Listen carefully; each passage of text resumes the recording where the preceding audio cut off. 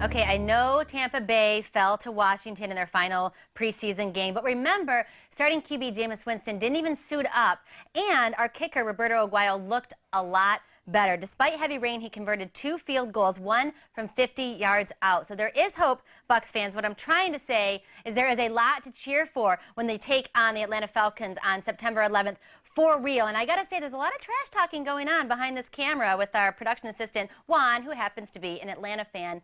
Boo. All right. Recently, I went up to Tampa Bay to kind of get a feel for the team's confidence.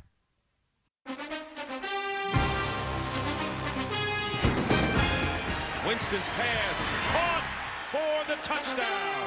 Talk about the second year of a quarterback. It typically is kind of a breakout year. They got a year under their belt. They know the team. They know the system a little bit better. And, I mean, James is looking good. Yeah, he had 4,000 yards and something like 21 or 22 touchdown passes last year. The interceptions early were a problem. They totally got that in check system. And after some early struggles, Jameis was very consistent in the 270 or higher yardage range, a couple touchdowns a game. Now, if you add a little bit of big performances on top of that consistency, now you got a top 10 quarterback.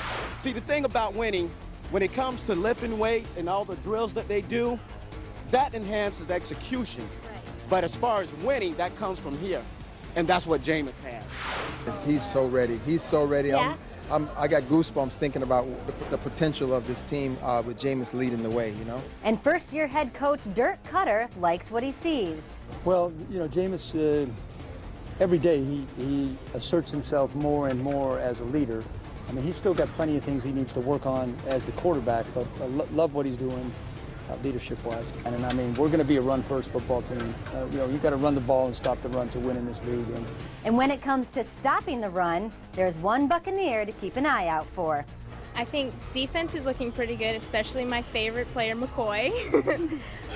Right, so there seems to be this quiet confidence around the city, with the fans, and within the team as well. Where does that come from? I would just say that confidence is a good thing. But coach says, let's not get ahead of ourselves. We need to work to earn it. I'm not sure we deserve it quite yet, but we're definitely working to earn it. And Cutter knows what it takes to improve, what it takes to fire those cannons more often. He was with us last year, and he was our offensive coordinator. And it was our 40th season last year, and we finished higher in overall offensive stats than we ever did before in franchise history. So that's a big indication of where we're headed and what the excitement is on the field. Great, Coach, we talked a lot about the players. How are you feeling? I'm feeling great. And so are we. Go Bucs. And the trash talking continues. It's getting crazy in the studio here, I gotta tell you. But interacting with the Tampa Bay players and the coaches totally got me jazzed for the game. And even now, with the trash talking, I'm even more pumped up. 2 days away until the regular season starts for our Tampa Bay Bucs. Let's get in the loop with the opponents that they'll be facing in the coming months here. All right, game 1 starts on Sunday, September 11th, when the Bucs travel to beat, Juan, I said beat, the Atlanta Falcons. Then they take on the Arizona Cardinals before their first home game against the Rams. The Broncos and the Panthers are up next. The team will take a bye week in week 6 before taking on the 49ers and the Raiders. That takes us to November when Tampa takes on the Bears, Chiefs, and Seahawks.